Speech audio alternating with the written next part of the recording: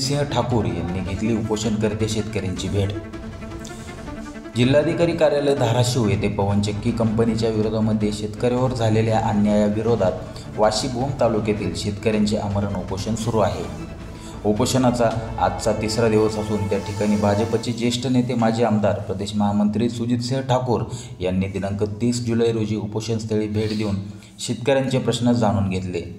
त्यानंतर ठाकूर यांनी शेतकऱ्यांसोबत चर्चा करून जिल्हाधिकारी यांच्यासोबत शेतकऱ्यांची बैठक लावली। बैठकीला शेतकरी संघर्ष समितीतले काही सदस्य उपस्थित होते। झालेल्या बैठकीला जिल्हाधिकाऱ्यांनी पवनचक्की कंपनीच्या प्रतिनिधींना बैठकीचा निरोप दिला होता।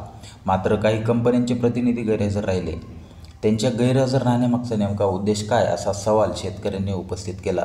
सुजितसिंह ठाकूर यांनी बैठकीला उपस्थित असलेल्या पवनचक्की कंपन्यांच्या अधिकाऱ्यांशी शेतकऱ्यांच्या मागण्यांवर चर्चा करून शेतकऱ्यांना जास्तीत जास्त जमिनीचा मोबदला देण्यात यावा, शेतकऱ्यावर अन्याय करू नये, गुंडांकडून कंपन्यांकडून शेतकऱ्यांना धमकावले जाण्याचे प्रकार थांबवावे अशा सूचना कंपन्यांना प्रशासनातील अधिकाऱ्यांना दिल्या।